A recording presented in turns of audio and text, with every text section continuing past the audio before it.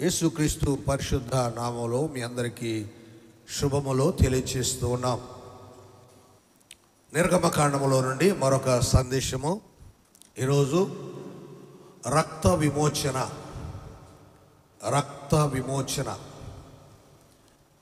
రక్తము ద్వారా విడిపించుట. మనం ఇప్పుడు పాడుకున్న పాటలో నీ రక్తం ఇచ్చి విమోచించినావే అని 2వ వచనంలో మనం పాడుకున్నాం.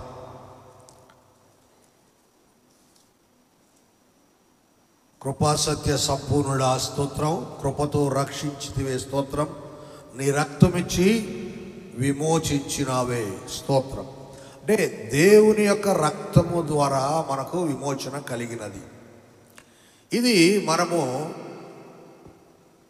నూతన నిబంధనలో యేసుక్రీస్తు శిలువపై రక్తము ధారపోసి మనలను పాపం నుండి విడిపించాడు, పాప నుండి విమోచన కలిగించాడు. అంటే యేసు ప్రభు తన ప్రాణం పెట్టుట ద్వారా, తన రక్తాన్ని ధారపోయటం ద్వారా.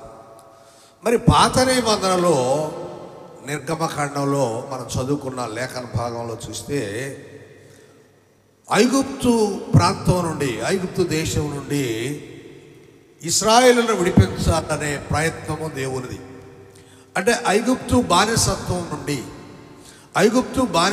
నుండి దాసత్వం నుండి విడిపించి పాలు తేనెలు ప్రవహించే దేశానికి తీసుకెళ్ళి మార్గ మధ్యంలో దేవుణ్ణి ఆరాధించుకుంటూ వారికి పూర్తి విడుదల కలగడం కోసంగా మోషేను అహరోను దేవుడు ఏర్పాటు చేసుకొని వారి ద్వారా ఈ కార్యం నడిపిస్తున్నాడు. మనం ఇంతవరకు చేసిన ధ్యానాలలో ఎక్కువగా ఆ విషయాలు గుర్తు చేసుకున్నాం. మరి ఆ కోణంలో అప్పటి వరకు ఫరో హృదయం కఠినం కావడం, పంపుతానడం, మళ్ళా డ్రాప్ అవ్వడం, నేను పంపనడం, ఇలా కఠిన హృదయము కలిగి ఫరో వారిని పంపలేదు. చివరికి పంపే అవకాశం వచ్చింది. చివరికి యేసు ప్రభు ద్వారా మానవుడు ఎలాగ రక్షించబడ్డాడో అక్కడ దేవుని ద్వారా ప్రజలు విడిపించబడడానికి దేవుడు మోషేను వాడుకున్నట్లు ఆ పరిస్థితిలో గమనించాల్సింది ఏమిటి అంటే, దేవుడు మోషే అహరోనుకు చెప్పాడు, ఇదిగో మీరు త్వరలో విడిపించబడబోతున్నారు, కనుక మీరేం చేయాలంటే 12వ అధ్యాయంలో మనం గమనిస్తే, మీరు ఇశ్రాయేలు సమాజంతో 3వ వచనం, ఈ నెల 10వ నాడు తమ తమ కుటుంబాల చొప్పున ఒక్కొక్కడు గొర్రె పిల్లనైనను మేక పిల్లనైనను ప్రతి ఇంటికి గొర్రె పిల్లనైనా మేక పిల్లను తీసుకొని అంటే ఒక మేకను కానీ గొర్రెను కానీ లేక పొట్టేలను కానీ ఒక జీవిని తీసుకొని దాన్ని కట్ చేసుకొని దాన్ని రక్తము చిందింపజేసి దానిని మీరు తినాలి. ఎందుకంటే మీకు విడుదల కలుగుతుంది. జనరల్గా ఎవరైనా ఏం చేస్తారు, విడుదల కలిగిన తర్వాత సెలబ్రేషన్ చేసుకుంటారు, అంతే కదండి. ఇప్పుడు జబ్బు తగ్గిన తర్వాత ఎవరైనా కృతజ్ఞత కూడా పెట్టుకుంటారు. జబ్బు తగ్గబోతుందని ముందే కృతజ్ఞత కూడా పెట్టుకుంటారా? పెట్టుకోరు. ఒకవేళ పెట్టుకుంటే ఏం పెట్టుకుంటారు? ఉపవాస ప్రార్థన పెట్టుకుంటారు, ఎందుకంటే జబ్బు నుండి బయటపడాలి. అలాగే ఏదైనా ఒక సమస్య ఉన్నప్పుడు ఆ సమస్యకు ముందు విజ్ఞాపన ప్రార్థనలు చేస్తాం, కానీ కృతజ్ఞత ప్రార్థనలు చేయం. ఇక్కడ దేవుడు ఏమంటాడంటే, మీలో కుటుంబాల్లో ఉన్న ప్రతి వాడు ఒక్కొక్క ఇంటి వాడు ఒక్కొక్క మేక పిల్లను కానీ గొర్రె పిల్లను కానీ కట్ చేసుకొని మీరు డిన్నర్ చేసుకోవాలి అంటాడు, మీరు తినాలి అంటాడు. అలా తింటూ ఉన్న సమయంలో ఎలా తినాలో చెప్తున్నాడు. ఒకసారి మనం 12వ అధ్యాయం 11వ వచనం చూస్తే, మీరు దాన్ని తెలవలసిన విధం ఏదనగా, మీ నడుము కట్టుకొని మీ చెప్పులు తొడుక్కొని మీ కర్రల చేత పట్టుకొని త్వరపడుతూ దాన్ని తినాలి, అది యెహోవాకు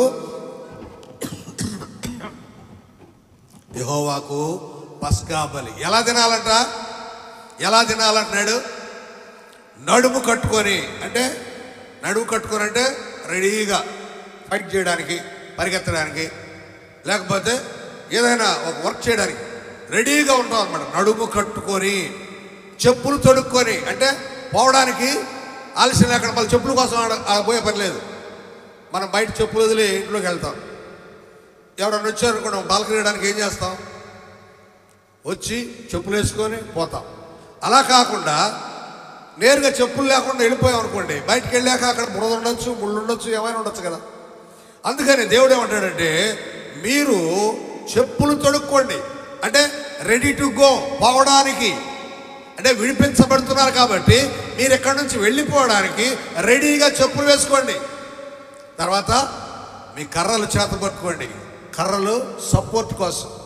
ఈ కర్రలు చేత పట్టుకొని త్వరపడుచు, అంటే స్పీడ్గా తినమని, స్పీడ్గా తినమని, గంటల గంటలు తినమని కాదు. గంటల గంటలు ఎప్పుడు తింటాం మనం? కూర్చొని టేబుల్ వేసుకొని కదా, వడ్డిస్తూ ఉంటే, భార్య వడ్డిస్తూ ఉంటే భర్త కూర్చొని తింటా, ఆమె కబుర్లు చెప్తామంటే నిదానం గంట అన్నారు. అలా కాకుండా డిన్నర్కి వెళ్ళామనుకోండి, బయటికి బఫే పెట్టారనుకోండి, బఫేలో ఏం చేస్తాం? అద్దరా బదరా తినేసి, అందులో లేట్ అయిందంటే కదా, లేట్ అయిందంటే స్పీడ్గా తినేసి వెళ్ళిపోతాం. జనరల్గా అదే చేస్తుంటాం. కొంచెం చాలాసార్లు నేనైతే బయటకి ఎక్కడికి వెళ్ళినప్పుడు లేట్ అవర్స్ అయినప్పుడు కొంచెమే గబగబా 2 మందులు తినేసి పరిగెత్తి వచ్చేస్తాను, నీళ్ళు కూడా దాక్కుండా. అంటే అలా ఉంటుంది పరిస్థితి. ఇక్కడ దేవుడు ఏమన్నాడంటే, మీరు త్వరపడుచు దాన్ని తినాలి. దేనిని? విడిపించబడబోతున్నావు కాబట్టి, ఆ విడిపించబడబోతున్నప్పుడు నీవు ఒక మేకపిల్లని తెచ్చుకొని లేక గొర్రెను తెచ్చుకొని దాన్ని కట్ చేసి దాని రక్తము చిందింపజేసి మీరు తినాలి. తిని ఏం చేస్తాడంటే, చేసిన తర్వాత ఏమన్నాడు తిన్న తర్వాత? మీరు 13వ వచనం చూద్దాం. మీరున్న ఇండ్ల మీద ఆ రక్తం మీకు గుర్తుగా ఉండును. నేను ఆ రక్తమును చూసి మిమ్మల్ని నశింపక చేయక దాటిపోయేదను. నేను ఐగుప్తు దేశం పాడు చేయించుండగా మిమ్మల్ని సంహరించుటకు తెగులు మీ మీదకి రాదు. అంటే వీరు పొట్టేలను మేకపోతును చంపుకొని రక్తం చిందించిన తర్వాత ఆ రక్తం చూసారా, ఈ రక్తాన్ని ఏం చేయాలంటే మీరు ద్వారబంధాల మీద పూసిమంటాడు. ద్వారబంధాలు 2 పక్కలు ఉంటాయి కదా, 2 నిలువులు, ఆ రెండింటికి పోయాలా, పైన అడ్డంగా ఉన్నదానికి పోయాలి. ఈ 3 చోట్ల రక్తం పూస్తే నేను వాళ్ళని నశింపజేసే టైంలో మీరు బయటకు వెళ్ళాలి. సో నేను నశింపజేసినప్పుడు ఊరందరూ నాశనం చేస్తాను కదా, ఐగుప్తు మొత్తాన్ని నాశనం చేస్తాను. ఆ నాశనం చేసినప్పుడు మీరు ఏ ఏళ్ళలో ఉన్నాడు మాకెడ తెలుస్తుంది. సో మీ ఇంటికి, మీ ద్వారబంధాలకి రక్తం పూయండి. ఆ రక్తాన్ని చూచి నేను దాటిపోతా, అంటే మిమ్మల్ని నాశనం చేయను. మీరు ఎప్పుడైతే ఒకవేళ ఆ రక్తము మీరు రాసుకోలేదంటే ద్వారబంధాలకి, నాకు తెలియదు. సో నాకు తెలియనప్పుడు వాళ్ళతో పాటు మిమ్మల్ని కూడా నాశనం చేసేస్తాం. ఎలా చేస్తారన్నాడు నాశనం? ఐగుప్తులో ప్రతి ఇంట్లో తొలి సంతానం చంపేస్తారు. తొలి సంతానము నాశనం అయిపోద్ది, అంటే చంపివేయబడతారు, శవములు అంతే. ఒకసారి మనం చూస్తే 29వ వచనం చూడండి. 29వ వచనం. అర్ధరాత్రి వేళ జరిగిందేమనగా, సింహాసనం మీద కూర్చున్న ఫరో మొదలుకొని శరసాలున్న ఖైదీ యొక్క తొలి పిల్ల వరకు ఐగుప్తు దేశం మందలి తొలి పిల్లలందరినీ, పశువుల తొలి పిల్లలన్నింటినీ యెహోవా హతము చేసెను. అంటే ఈ రక్తము ఏ ద్వారబంధానికైతే లేదో ఆ ఇంట్లో మొదటి సంతానం శవం అయిపోయింది, అంటే చంపేశాడు. సో అలా ఐగుప్తులో ఉన్న ప్రతి ఇంటిలో కూడా తొలి సంతానము చంపబడింది. అక్కడ తొలి సంతానము చంపబడితే ఎవరికి నష్టం, ఎవరికి లాభం? ఎవరికి నష్టం, ఎవరికి లాభం? ఐగుప్తులకు నష్టము, ఇశ్రాయేలుకు లాభం. ఎందుకు ఇశ్రాయేలుకు లాభము? వాళ్ళు విడిపించబడుతున్నారు కనుక. ఒకవేళ ఇన్ని అద్భుతాలు చేసినా, ఆశ్చర్యకార్యాలు చేసినా, సూచక్రియలు చేసినా ఫరో హృదయం కఠినమయం అవడం వల్ల విడిపించలేదు, తను పోనివ్వలేదు. ఇప్పుడు దేవుడు ఏమన్నాడంటే, అది పోనీలేదు కాబట్టి ఇప్పుడు నేను వాళ్ళ ఇంట్లో ప్రతి తొలి సంతానాన్ని నశింపజేస్తాను. మీరు చేయవలసింది, మీరు దేన్నైతే ఏ జంతువునైతే కోసుకొని తిన్నారో దాని రక్తాన్ని ద్వారబంధనాలకు పూసుకోవాలి. ద్వారబంధనాలు 2 నిలువులకు పైన అడ్డానికి పూస్తే నేను వస్తూ చూస్తాను. ఎరుపు రక్తానికి సూచన, ఎరుపు పాపానికి సూచన. చూసారండి, రక్తానికి సూచన, పాపానికి సూచన ఎరుపు. ఇప్పుడు ఆ ఎరుపు కనపడగానే దేవుడు ఏం చేస్తాడంట, గుడుల మీద సిలువలు ఎందుకు పెట్టుకుంటారంటే అందుకే. రక్తము పాపము ఈ 2 కూడా ఎరుపుకు సంబంధించినవి. అందుకే ఏశావుకు ఇంకో పేరు ఉంది, ఎదోము. ఎదోము ఎదోము అంటే ఎర్రని వాడు అనమాట. అందుకే ఏశావు భ్రష్టుడైపోయాడు, యాకోబు దీవించబడ్డాడు. ఇక్కడ గమనించాల్సింది ఏంటంటే ఆ పరిస్థితిలో వీళ్ళు ఒక పొట్టేలునో మేకపోతునో బలి ఇచ్చేసి లేక చంపుకొని ఆ రక్తాన్ని ఇలా పూసుకొని ఆ మాంసం తిని ఇలాగా నడుము కట్టుకొని చెప్పులు తొడుక్కొని కర్రల చేత పట్టుకొని త్వరపడుతూ గబగబా తినేసి మీరు పరిగెత్తాలి. మీరు ఆ పని చేసేటప్పుడు వెంటనే నేను నా దూతలు పంపిస్తాను, ఐగుప్తులో ఉన్న ప్రతి ఇంట్లో మొదటి సంతానాన్ని చంపేపిస్తాను, అప్పుడు మీరు తప్పించబడతారు. ప్రియమైన వాళ్ళరా, ఇది ఈ ప్రణాళికలో భాగంగా ఇశ్రాయేలు విడిపించబడ్డారు. 23వ వచనం చదివితే 12వ అధ్యాయంలో 23వ వచనం, యెహోవా ఐగుప్తులను హతము చేయుటకు దేశ సంచారము చేయొచ్చు ద్వారబంధపు పై కమ్మి మీదను 2 నిలువు కమ్మిల మీదను ఉన్న రక్తమును చూసి యెహోవా ఆ తలుపును దాటిపోవును, మిమ్మును హతము చేయుటకు మీ ఇంట్లోనికి సంహారకుని చొరనివ్వాడు. అంటే దేవుడు ఏం చేస్తాడంట, ఆ రక్తము చూసిన తర్వాత దాటి వెళ్తాడంట. అంతేకాదు వీళ్ళని ఎవరిని కూడా చంపకుండా, ఇశ్రాయేల్ చంపకుండా, చంపడానికి ఎవడు రాకుండా దేవుడు ఆపుతాడట. మిమ్మల్ని హతము చేయుటకు మీ ఇంట్లోనికి సంహారకునికి స్వరనివ్వడు. అంటే సంహారకుడు అంటే చంపేవాడు, వాడు జ్వరపడి వచ్చి చంపడానికి వీలు లేకుండా నేను చేస్తాను. ఎప్పుడంటే మీ ద్వారబంధముల మీద, నిలువు కమ్మిల మీద, అడ్డం కమ్మ మీద రక్తము పోయబడి ఉండాలి, రక్తపు గుర్తు ఉండాలి. ఈనాడు మందిరాల పైన సిలువ ఉంది అంటే ఎక్కువగా ఎరుపే పెడతారు, ఎరుపు సిలువ లేదంటే ఎరుపు లైట్లు పెడతారు. ఎందుకంటే ఆ దారిన పోయేటప్పుడు లేక దూరం నుండి చూసినప్పుడు ఆ సిలువను చూసినప్పుడు ఎదుగో పాపము నుండి విడిపించబడాలంటే యేసు ప్రభు సిలువ మీద మరణించాడు, దాన్ని చూస్తే బ్రతుకుతారు, విడిపించబడతారు అనేటువంటి ఉద్దేశం. సరే, ఇక్కడ జరిగిన విషయాన్ని మనం గుర్తు చేసుకుంటూ ఉంటే ఇంకా ముందుకు వెళితే 14వ వచనంలో ఏమంటాడు, ఈ దినం మీకు జ్ఞాపకార్థమైన దినము అంటాడు. Memorial day. మెమోరియల్ డే మనం మెమోరియల్ డే చేసుకుంటున్నామా? మన ఇంట్లో చచ్చిపోతే వాళ్ళ కోసం చేస్తాం మెమోరియల్ డే. మన ఇంట్లో వాళ్ళు ఎవరైనా మరణిస్తే మొదటి సంవత్సరం ఏమో ఆదరణ కూటమని చేస్తాం, ఇక నెక్స్ట్ ఇయర్ నుండి జ్ఞాపకార్థ దినము అని చేస్తాం. ఇక్కడ ఏమన్నాడంటే జ్ఞాపకార్థ దినమును ఆచరించాలి. దేనిని? నీవు విడిపించబడిన దినం అది. నీవు ఏనాడు విడిపించబడ్డావో ఆ దినాన నీవు ప్రతి సంవత్సరం దాన్ని గుర్తు చేసుకోవాలి.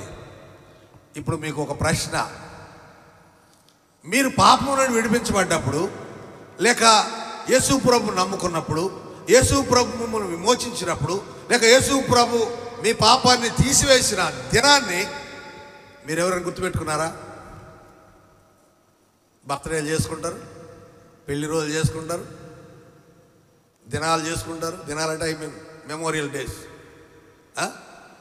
ఇంకా ఏం చేస్తారు? ఉద్యోగాన్ని కూడా గుర్తుపెట్టుకుంటారు. నేను ఈరోజు చేరాను సార్, ఈరోజు చేరిన సంవత్సరం సార్, 10 ఏళ్ళు అయింది సార్ నేను ఉద్యోగంలో చేరి, అందుకని దేవుని కానుక అని వస్తుంటారు. అంటే ఈ ఉద్యోగంలో చేరింది ఇవన్నీ గుర్తు చేసుకుంటారు. కానీ గుర్తు చేసుకోవాలన్నది ఏంటంటే విమోచన దినం. నీవు ఏనాడు విమోచించబడ్డావో, ఏనాడు నీవు దేవుని నామంలో బాప్తిజం పొందావో, ఎప్పుడయ్యా నువ్వు బాప్తిజం పొందిందంటే ఎవరికైనా గుర్తుందా? అందా? 1, ఇంకా 2, ఇంకా 2. మీరు ఏ రోజు బాప్తిజం తీసుకున్నారు అంటే ఏ రోజు మీరు పాపం నుండి విడిపించబడ్డారు, ఏ రోజు మీరు యేసు ప్రభువుని నమ్మారు, అది లెక్క. మనకు బాప్టిజం లెక్క. నేను ఈరోజు బాప్తిజం తీసుకున్నాను. సెప్టెంబర్ 20వ తేదీ నేను బాప్తిజం తీసుకున్నాను. నేను యేసు ప్రభువుని నమ్మి సంపూర్ణంగా సేవలోకి వచ్చిన దినం ఇది.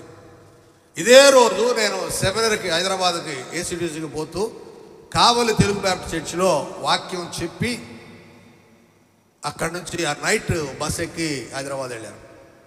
నేను గుర్తుపెట్టుకున్నాను. ఎందుకంటే మన పుట్టిన దినానికంటే, మన చావు దినం కంటే, మన పెళ్లి రోజు కంటే, మనకున్న అనేకమైన జ్ఞాపకార్థ దినాల కంటే మన విమోచన దినం వెరీ ఇంపార్టెంట్.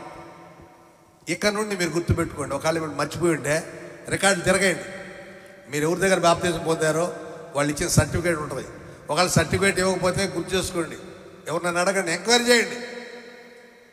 ఎందుకంటే ఇది వీటన్నిటికంటే విలువైనది విమోచన దినం అనే విషయాన్ని నేను గుర్తు చేస్తున్నాను. అందుకే ఏమంటాడంటే 14వ వచనంలో, మీరు దాన్ని తరతరములకు నిత్యమైన కట్టడగా ఆచరించాలి అంటాడు. 16వ వచనంలో ఏమంటాడు?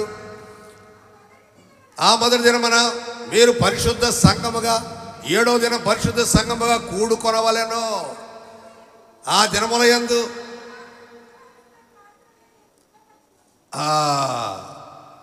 ఏమంటాడంటే ఆ రోజు ముఖ్యంగా పరిశుద్ధమైనదిగా నువ్వు చూడాలి. ఆ దినాన్ని దాన్ని నిత్యమైన కట్టడగా మీకు నియమిస్తున్నాను.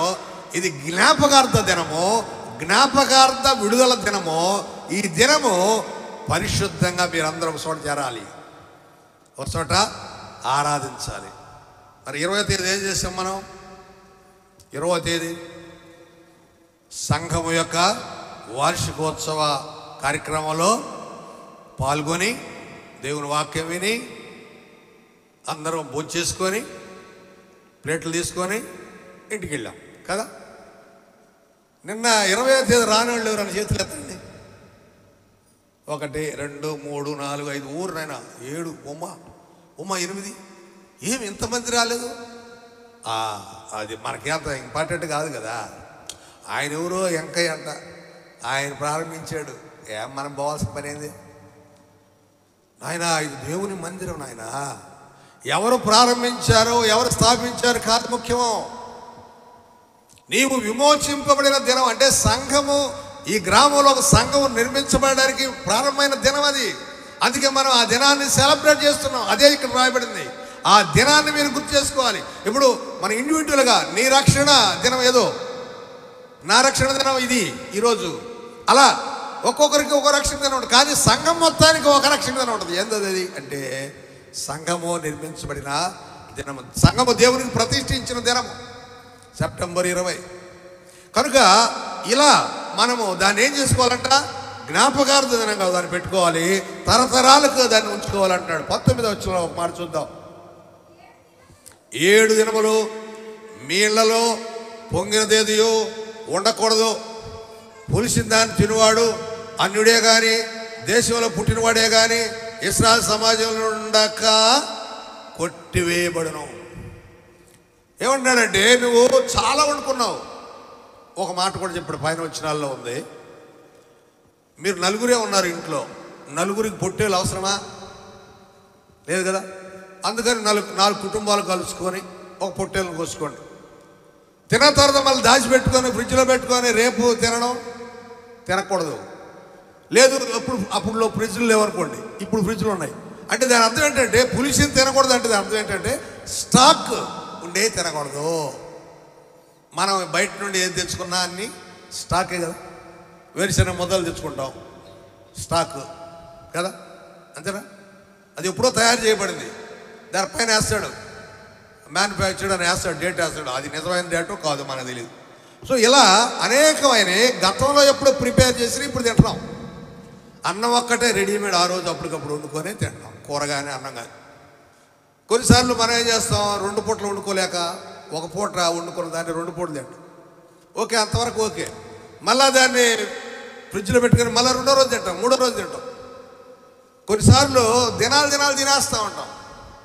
సో ఇవి మనం గుర్తుకోవాలి. ఏమంటున్నాడు 19వ వచనంలో, పులిసినది ఏది, పొంగినది ఏది మీ ఇంట్లో ఉండకూడదు, దాన్ని తినకూడదు. ఒక తిన్నవాడు ఇశ్రాయేల్ సమాజంలో ఉండకూడదు, వాడిని కొట్టేయాల, తరివేసేయండి, వెలివేయండి అలా అనే మాట అంటున్నాడు.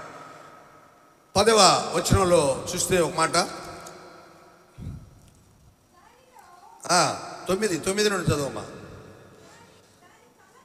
దాని తలను, దాని కాళ్ళను, దాని ఆంత్రములను అగ్నితో కాల్చి తినాలంట. తినేటప్పుడు అంట ఏమేమి వండుకొని తినాలి అనేది రాశాడు. ఆ రోజు సంగతి ఇది ప్రత్యేకంగా. ఆ రోజు అంటే నీకు విమోచన దినం రోజున నువ్వు ఏం తినాలి, ఏం వండుకొని తినాలి. నువ్వు పొట్టేళ్ళను కోసుకున్నావు, పొట్టేళ్ళను కోసుకున్నప్పుడు దాని మాంసాన్ని వండుకొని తిను. ఇక్కడికి వచ్చినప్పటికి ఏమన్నాడు, దాని తలను, దాని కాళ్ళను, దాని ఆంత్రములను అగ్నితో కాల్చి తినాలి. అంటే దీన్ని ఉడకబెట్టకూడదు అనమాట. ఏమన్నా అర్థమవుతుందా? తలనే ఉడకబెట్టకూడదు, కాళ్ళనే ఉడకబెట్టకూడదు, కాల్చుకొని తినాలంట. ఇప్పుడు మనకు బయట తల మాంసం కావాలంటే వాడు కాల్చేస్తాడు కదా, కాళ్ళు కావాలంటే కాల్చేస్తాడు. అంతరాలు కావాలంటే, అంతరాలంటే లోపల భాగాలు, లివరు, కిడ్నీ, గుండె, ఇలాంటివి, దొబ్బ, ఇలాంటివి అనమాట. ఇవన్నీ కూడా కాల్చుకొని తినాలి. లివర్ కాల్చుకొని తింటారా ఎవరైనా? ఏమో, నేను ఎప్పుడు వినలేదు, కానీ కాల్చుకొని తినాలి. దొబ్బ కాల్చుకొని తింటారు చాలామంది కదా. దొబ్బ అంటే కాల్చుకొని తినాలి. ఇవి ఉడకబెట్టి తినకూడదంట. ఎలా ఉడకబెట్టకూడదు అంటున్నాడు చూడండి. దానిలో ఉడికి ఉడకనిదైనను నీళ్లతో వండబడిదైనను తిననే కూడదు. అంటే నీళ్లతో ఉడికేది తినకూడదు. నువ్వేం తినాలా? ఉడికి ఉడకంది తినకూడదు, నీళ్లతో వండింది తినకూడదు అంట. ఉడికి ఉడకంది అంటే హాఫ్ బాయిల్డ్ అంటారు. కొంతమంది ఏం చెప్తారు డాక్టర్లు, హాఫ్ బాయిల్డ్ తినండి అంటారు.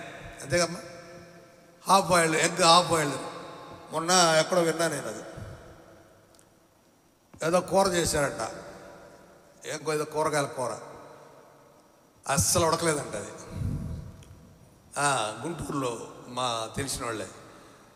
అది చండాలంగా తినడానికి తాతయ్య అని అంటది ఆ అమ్మాయి. ఏ అమ్మాయి ఎడ చేశారంటే అస్సలు ఉడకలేదు, మా నాయన ఉడకబెట్టాడు, అసలు ఉడకలేదు అది. ఏమ్మా ఏ నాయన ఎట్లా అని అడిగిందంట. అమ్మ హాఫ్ బాయిల్ తినాలరా అని చెప్పినట్ట. ఏంది, కూరగాయలు హాఫ్ బాయిల్ తినాలంట. కూరగాయలు అంటే అది ఏదో బీన్స్, ఏదో ఆ వెజిటబుల్, ఆ బీన్స్ని హాఫ్ బాయిల్డ్ తినాలా, హాఫ్ బాయిల్ తింటే మంచిది. ఇక్కడ ఏమన్నాడు, ఉడికి ఉడకనిదైనను నీళ్ళతో వండబడినదైనను తిననే కూడదు. హాఫ్ బాయిల్డ్ తినద్దు అంటాడు, కాల్చుకొని తినమంటాడు. సో ఈ రీతిగా మరి ఆహారం తినేటప్పుడు దానికి సంబంధించిన రక్తాన్ని ద్వారబంధరాలు పూసితే నేను మిమ్మల్ని విడిపిస్తానన్నాడు. 21వ వచనం చూద్దాం. కాబట్టి మోషే ఇశ్రాయేలు పెద్దలను పిలిపించి వారితో ఇట్లను, మీరు మీ కుటుంబముల చొప్పున మందలో నుండి పిల్లలను తీసుకొని పస్కా పశువును వధించుడి. మనం తినేది అనుకుంటున్నాం, అదేదో ఆహారం అనుకుంటున్నాం. ఆహారం కాదట, అది పస్కా పశువు. అది గొర్రె కానీ, అది మేక కానీ, అది పొట్టేలు కానీ, అది ఏదైనా కానీ అది పస్కా పశువు. పస్కా అంటే దాటిపోవుట అని అర్థం. పస్కా అంటే దాటిపోవుట. దాటిపోవడం అంటే గ్రీకులో ఎక్సోడస్ అంటారు. ఎక్సోడస్, దాని ఇంగ్లీష్లో ఎక్సోడస్ అన్నారు, దాని తెలుగులో నిర్గమకాండము అన్నారు. చూసారా? అంటే నిర్గమకాండం అంటే అర్థం ఏంటంటే దాటిపోవుట. ఎక్కడి నుంచి? ఐగుప్తు బానిసత్వం నుండి దాటిపోవడం. అంటే ఐగుప్తు బానిసత్వం నుండి విడుదల.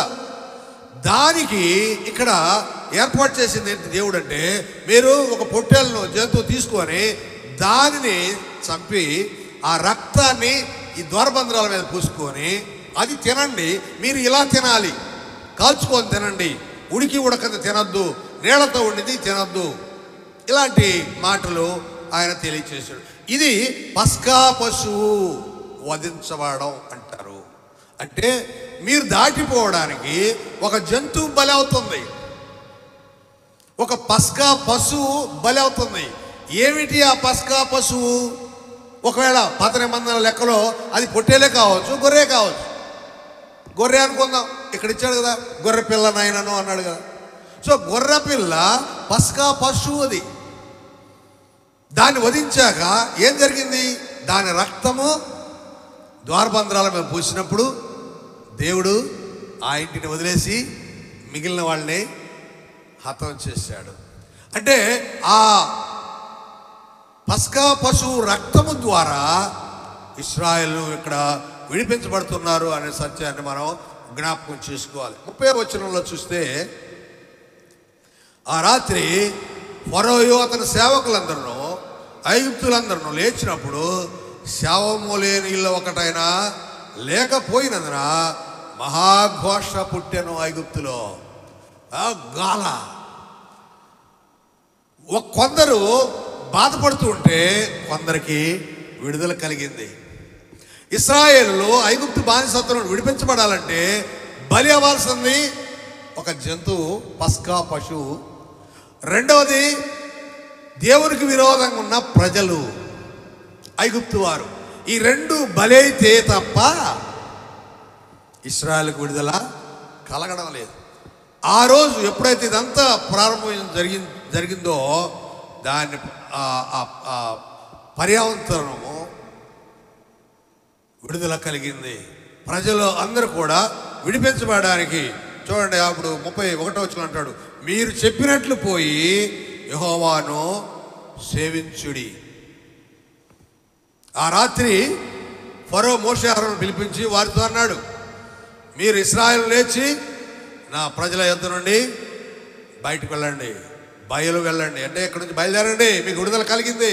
ఎందుకంటే ఐగుప్తులో ఉన్న ప్రతి ఇంట్లో మొదటి సంతానాన్ని నేను చంపేశాను. మీ ద్వారబంధరాల పైన పస్కా పశువు రక్తము పోయబడి ఉంది. దాన్ని చూచి నేను మిమ్మల్ని నాశనం చేయకుండా నేను దాటిపోతున్నాను అనే విషయాన్ని జ్ఞాపకం చేస్తున్నాడు. కనుక 31వ వచనంలో అంటాడు, మీరు వెళ్ళి యెహోవాను సేవించండి. మత్తయి సువార్త 26వ అధ్యాయం 17-18 వచనాలు గమనిస్తే, పులియని రొట్టెల పండుగలో శిష్యులు యేసు దగ్గరకు వచ్చి, పస్కాను భుజించుటకు మేము నీ కొరకు ఎక్కడ సిద్ధపరచాలి. ఇప్పుడు పస్కా పశువు ఎవరు? తర్వాత మనం గమనిస్తాం. పస్కా పశువు యేసు ప్రభు. ఆ పస్కా పశువు అంటే ఆ వధింపబడడానికి మునుపు మనం భోజనం చేయాలి కదా. పస్కా అంటే పాత నిబంధనలో ఆనాడు జరిగినటువంటి ఆ పస్కా విందుని ఇప్పుడు కూడా, ఎందుకంటే దేవుడు చెప్పాడు ఇది తరతరములకు నిత్యమైన కట్టడ, ఎప్పటికీ చేయాల్సిన ఆచరించాల్సిన కార్యక్రమం. సో అప్పటి నుండి ఇప్పటి వరకు జరిగిస్తున్నారు. ఇప్పుడు యేసుక్రీస్తు కాలంలో శిష్యులు అడుగుతున్నారు, అయ్యా పస్కాను మనం ఆచరించాలి కదా, ఎక్కడ ఏర్పాటు చేయాలా అంటే యేసు ప్రభు చెప్తున్నాడు, చూడు పలానా ఇంటికి వెళ్ళండి, పలానా మనుషుల దగ్గరికి వెళ్ళండి, ఆయన అడగండి, నీ ఇంట పస్కాను ఆచరించేదమని ప్రభు చెప్పాడు అని చెప్పమంటే, అలాగన వాళ్ళు యేసు ప్రభు కొరకు ఆ రోజు అదే మనం తీసుకునే ప్రభు భోజన సహవాసం. ప్రభు భోజన సహవాసంలో మనం తినే రొట్టె అది యేసు ప్రభు శరీరం, త్రాగే ద్రాక్షరసము యేసు ప్రభు రక్తము. ఆనాడు ఇశ్రాయేలు భౌతిక సంబంధమైన పస్కా పశువును వధించారు. తరువాత కాలంలో యేసు ప్రభు పస్కా పశువుగా వధించబడిన తర్వాత ఈ దినాల్లో మనం చేస్తుంది ఆ యేసు ప్రభుని గుర్తు చేసుకుంటూ ఆ రొట్టెను ద్రాక్షరసాన్ని మనం తీసుకుంటున్నాం. కొరింథీయులకు రాసిన మొదటి పత్రిక 5వ అధ్యాయం 7వ వచనంలో ఓ మాట చూద్దాం. కొరింథీ మొదటి పత్రిక 5:7.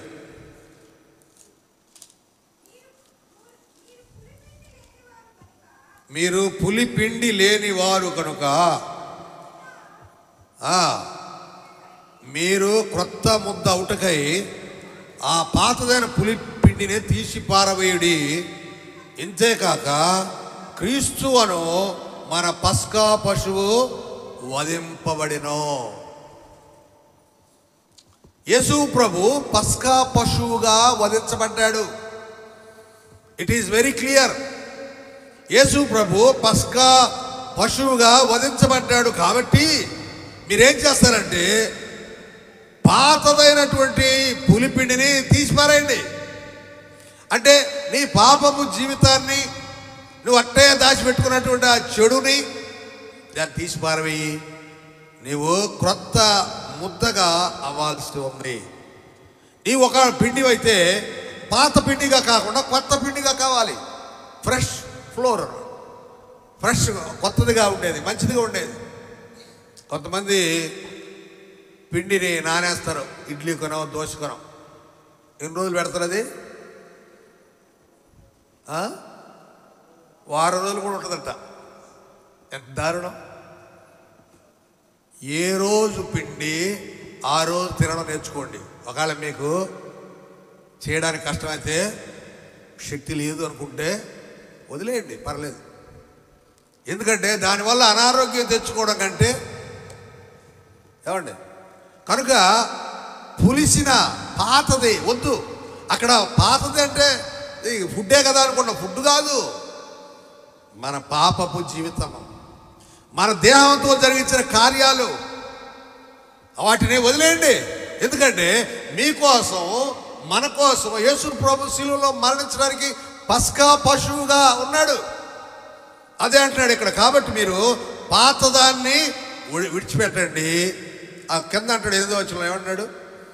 పాతదైన పులి పిండితోనైనను దుర్మార్గతయు దుష్టత్వమును పులిపిండితోనే కాకుండా నిష్కపట్యమును సత్యమును పులి అన్నట్టుతో నిష్కాపట్యము అంటే కపటము లేకుండా, వేషధారణ లేకుండా, ఏమంటే వేషధారణ లేకుండా, కపటం లేకుండా ఏమన్నాడు? నిష్కాపట్యమును సత్యమునను. సత్యం అంట. అవును, ఎస్, ఏసే సత్యం. దేవుడు అన్నాడు నేను ఉన్నవాడను. అలాంటి దాంతో పులి అని రొట్టెతో పండుగ చేసుకోవాలంట. పులిసిన రొట్టెతో కాదు, పులి అని రొట్టెతో. ఏదైనా పులి అని ఆహార పదార్థం, భౌతిక సంబంధంగా అది ఆహార పదార్థం అయితే అది స్టాక్ ఉండేది కాదు. స్టాక్ ఉండేదాన్ని తినడానికి వీలు కాదు. ఇక్కడ ప్రత్యేకంగా ఏంటంటే బలి ఇవ్వబడినటువంటిది. అలాంటి దాని ఉదాహరణకి మనం బల్లను సమీపిస్తాం. బల్లను సమీపించినప్పుడు మనం ద్రాక్షరసం వాడతాం. ఏం ద్రాక్షరసం వాడతాం? ఎవడో తయారు చేసిన దాన్ని తెచ్చిపెట్టుకొని ఒక బాటిల్ తెచ్చుకొని దాన్ని ఏం చేస్తాం? 4 వారాలు కొద్ది కొద్ది కొద్ది కొద్ది కొద్ది కొద్ది పోసుకొని వాడేస్తాం. చూసారా? కొంతమంది ఏం చేస్తారంటే ద్రాక్ష పండ్లు, ఫ్రెష్గా ఉండే ద్రాక్ష పండ్లు కొనుక్కొని వచ్చి వాటిని జ్యూస్ చేసి ఇస్తారు కొన్ని చోట్ల. ఇప్పుడు మనం ఏంటంటే మనకు అంత ఓపిక లేదు కదా. ఇప్పటికే రొట్టె పాపం బ్యూలా చేయడానికి ఎంత కష్టపడుతుంటుందో. ఎప్పటి నుండి చేస్తున్నామే? చాలా కాలం చేస్తుంది కదా. ఎంత లావు చేస్తుంది. ఆ పిండిని పాపం గందరగోళం చేస్తుందేమో కదా. పిండి చేసేస్తుందేమో. పిండి అల్లాడిపోయి ఉంటుంది ఈమె దెబ్బకి. అంటే ఫ్రెష్ అది ఫ్రెష్ నలగొట్టబడింది. దాన్ని 1కి 4 మడతలు వేస్తాం కదా. చపాతీ చేసేటప్పుడు మడతలు 4 మడతలు వేసి చపాతీ చేస్తాం. సో అట్లా దాన్ని బాగా బలంగా తయారు చేయడానికి సిద్ధపడతాం. అట్లాగే ఈ వైన్ విషయంలో కూడా, ద్రాక్షరసంలో విషయంలో కూడా మరి ఎవరైనా ప్రేరేపించబడితే ఒకరు చేయండి, అది మంచిది.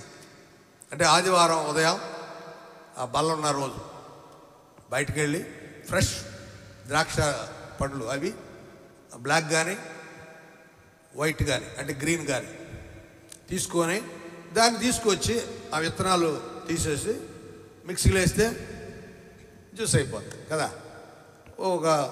ఒక లీటర్ తెస్తే సరిపోద్ది అందరికి, ఓ లీటర్ ఎనఫ్. సో ఫ్రెష్ అనమాట అది.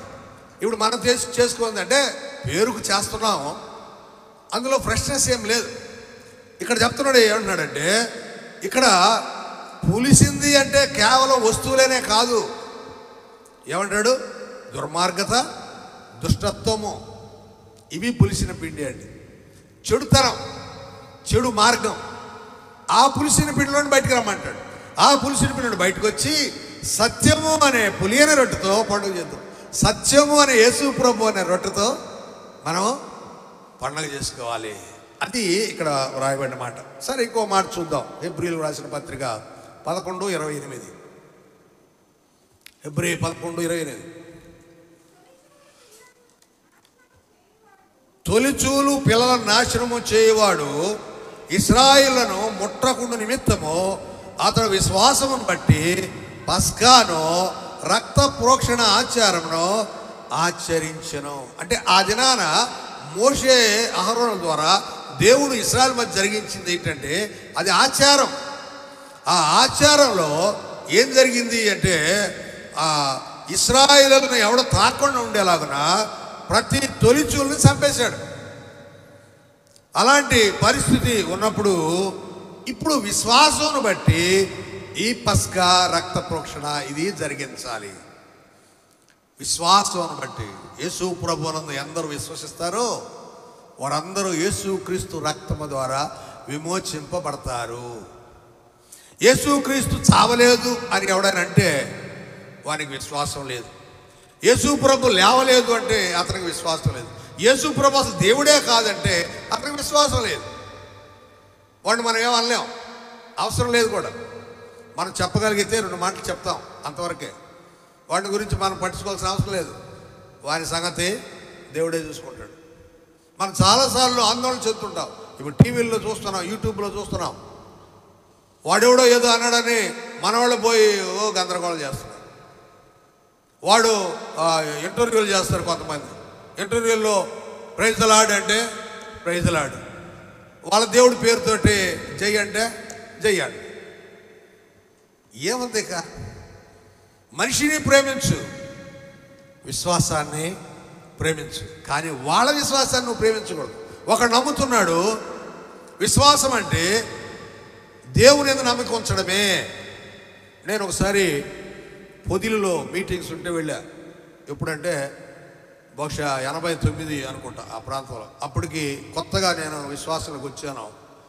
మీటింగ్కి వెళితే అక్కడ ఆయన వాక్యం చెప్పాడు.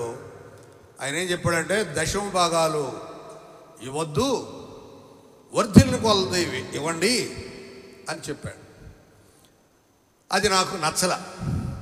నేను అడిగాను, ఏంటి మీరు ఇలా చెప్తున్నారే, వాక్యానికి విరోధం కదా అది అని అంటే వాడు అన్నమాట ఏంటంటే, నీవు విశ్వసిస్తే నీకు నిత్య జీవము. యోహాను సువార్తలో ప్రార్థన ఉంటుంది చూడండి, 17వ అధ్యాయంలో యేసు ప్రభు చెప్పిన మాట. 2వ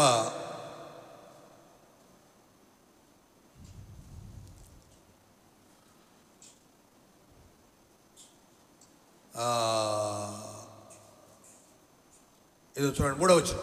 అద్వితీయ సత్యదేవుడు నిన్నును నీవు పంపిన కదమ్మా తల్లి, నీవు పంపిన యేసుక్రీస్తుని ఎరుగుటయే. రాయ్యా లోపల. నీవు పంపిన యేసుక్రీస్తుని ఎరుగుటయే నిత్య జీవం. అంటే కేవలం ఎరిగితే చాలు. You know Jesus? Yes, I know Jesus. Who is Jesus? Is one God. ఆయన ఒక దేవుడు అని నమ్మాడు. ఇంకా వాడికి నిత్య జీవం వస్తుందా? ఏమైనా వస్తుందా? దీన్ని చెప్తున్నాడు ఆయన. యేసు ప్రభువుని ఎరిగితే చాలు, నువ్వు ఏమైనా చేసుకో అంటాడు. అంటే నువ్వు ఆయన ఎరిగితే నువ్వు ఏం చేసినా పర్లేదన్నమాట. అది కాదు, నువ్వు ఎరిగినప్పుడు ఆయన అడుగు జాడల్లో నడుస్తావు. యేసు ఎవరో తెలుసా నీకంటే, నాకు తెలుసు. ఎలా తెలుసు? నన్ను రక్షించిన వాడు, నా పాపాన్ని తీసివేసిన వాడు. అది నీ రియలైజేషన్. అలా ఉంటే నువ్వు యేసుని ఎరిగినట్టు. నాకు బంగ్లా ఇచ్చాడు, నాకు కారు ఇచ్చాడు, నాకు బైక్ ఇచ్చాడు, నాకు డబ్బులు ఇచ్చాడు దేవుడు అంటే అది కాదు. కనుక నేను ఆ రోజు ఆ మాట అడిగాను. విశ్వసించడం అంటే మన పాపాన్ని తీసివేయడానికి యేసు ప్రభు వచ్చాడు అనేది నమ్మడం. ఇంకొక వచనం చూద్దాం, 12వ అధ్యాయంలోనే హెబ్రీ 12:24.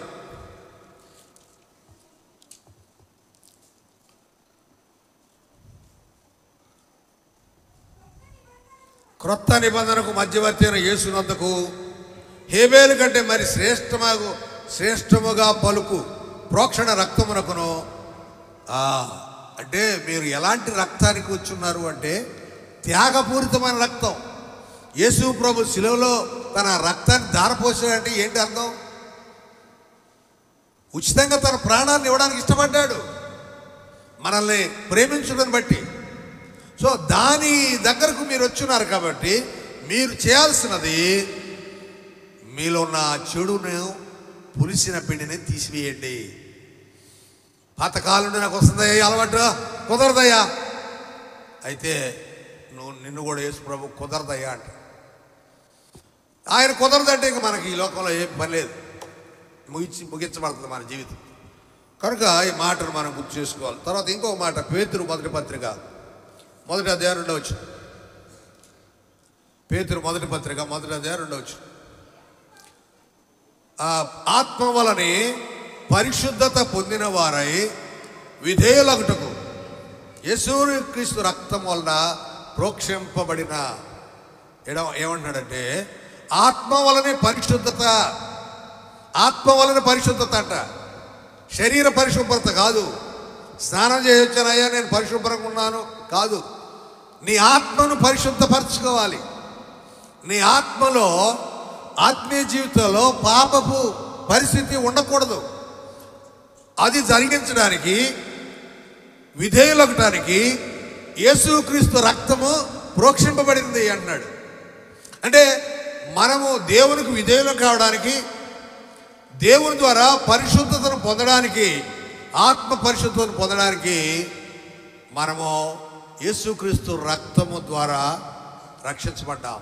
ఆయన రక్తము ప్రోక్షణ ఎందుకు జరిగింది అంటే మనము ఆయనకు విధేయులుగా ఉండాలి, పరిశుద్ధంగా ఉండాలి అనే విషయాన్ని ఇక్కడ గుర్తు చేస్తున్నాను. ఎఫెసీయులకు రాసిన పత్రిక 2:13లో ఓ మాట చూద్దాం. ఎఫెసీ 2:13.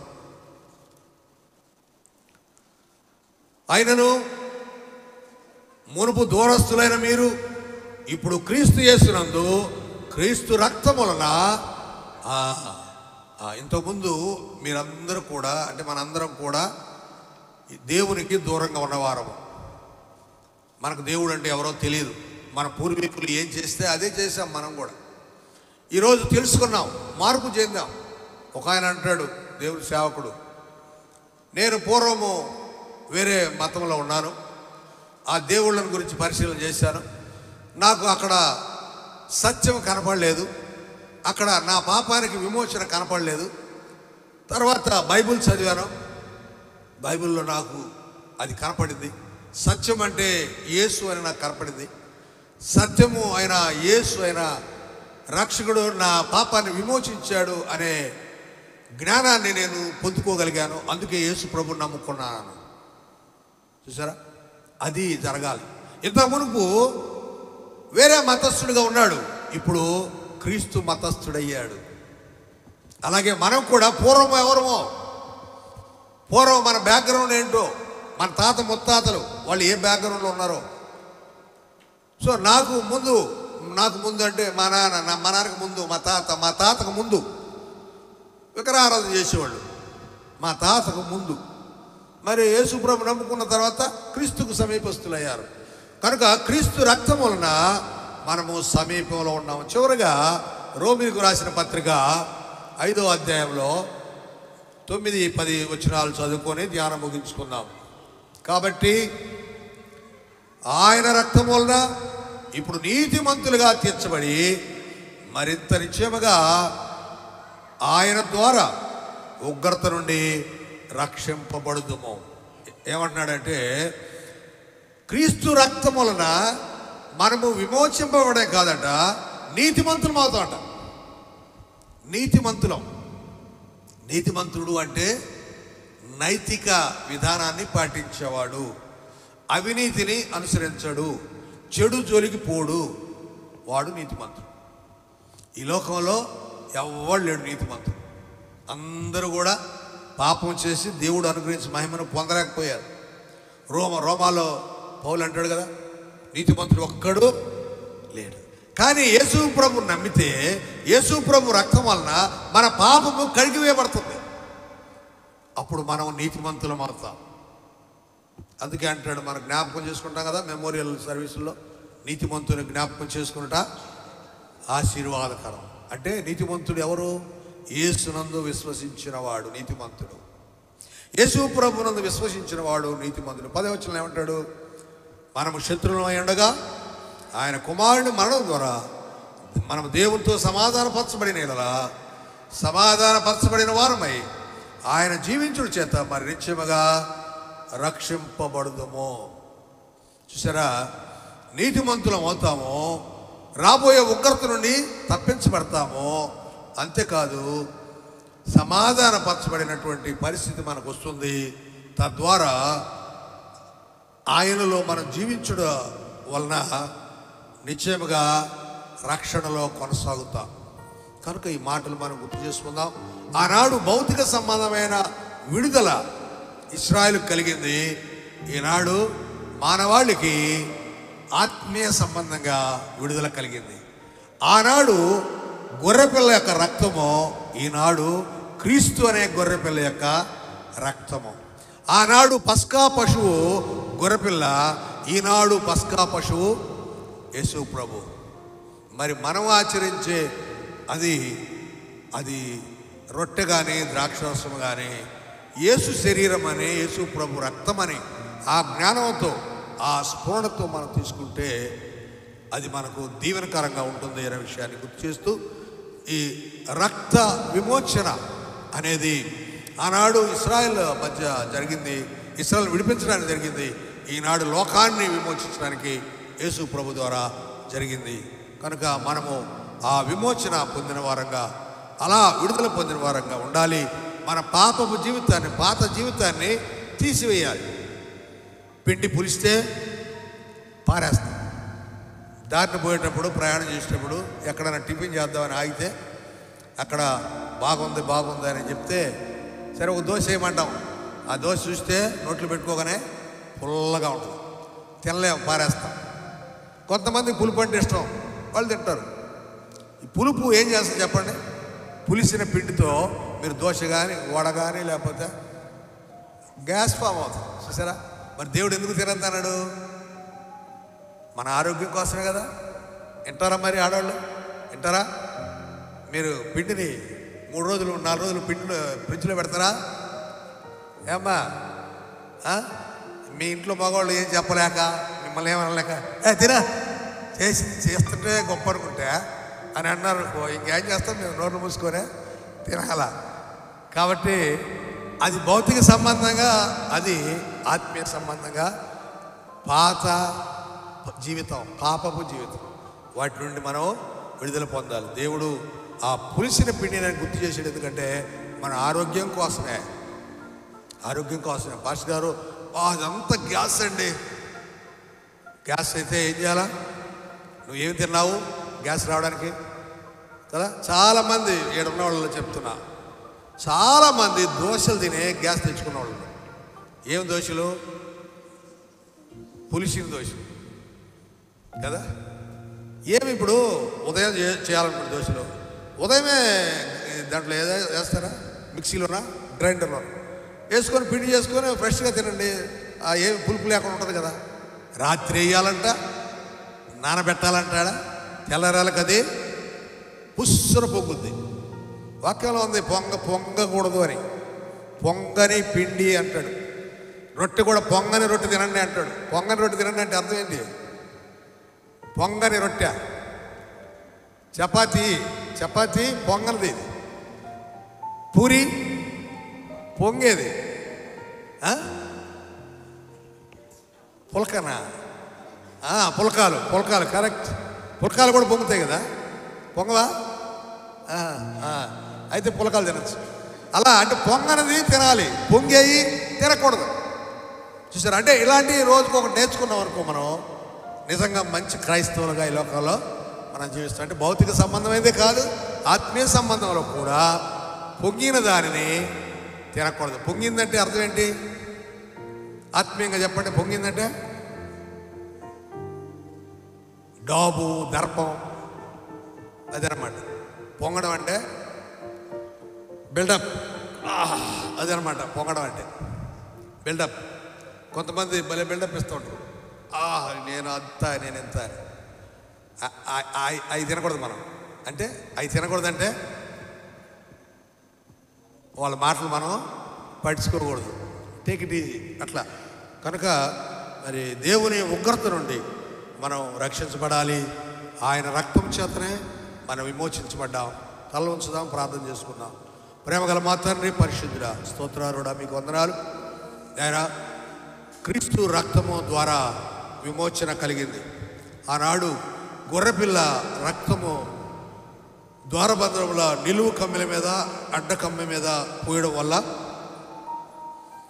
దానిని, ఆ గృహాన్ని నాశనం చేయక, ఆ గృహంలో ఎవరినైనా చంపక దాటిపోయి ఐగుప్తీయుల్లో ఉన్న ప్రతి ఇంటిలో తొలి సంతానాన్ని చంపి ఇశ్రాయేలును విడిపించిన దేవుడు అయ్యా. కొందరు నష్టపోయారు, కొందరు లాభపడ్డారు. పస్కా పశువు ఆనాడు గొర్రెపిల్లైతే ఈనాడు అదే పస్కా పశువు యేసు క్రీస్తుగా 2000 సంవత్సరాల క్రితం శిలువలో మరణించావు నీవే. కనుక దాన్ని మేము గుర్తు చేసుకోగలిగాం. ఈనాడు మేము తీసే ఆహార పదార్థాల విషయంలో కానీ, ఆత్మీయ సంబంధం విషయాల్లో కానీ పులిసినది, పొంగనది మేము తినకూడదని, మేము ఏది తీసుకున్నా కూడా అది దానికోసం అన్నట్టు కాకుండా మీ ఎడల భక్తి భయం కలిగిన వారంగా మేము ఉంటూ ఏదైనా స్వీకరించినప్పుడు సహాయం చేయండి. అలాగే బల్ల, రొట్టె, ద్రాక్షరసం తీసుకునేటప్పుడు కూడా ఆచారపూర్వకం కాకుండా ఆత్మానుసారంగా, ఆత్మీయపూర్వకంగా స్వీకరించి నిజమైన క్రైస్తవ విశ్వాసులుగా మేము జీవించడానికి సహాయం చేయమని మమ్మల్ని అందరినీ కూడా మీకు అప్పగించుకుంటూ యేసు ప్రభు నామమున ప్రార్థిస్తున్నాం తండ్రి. ఆమేన్.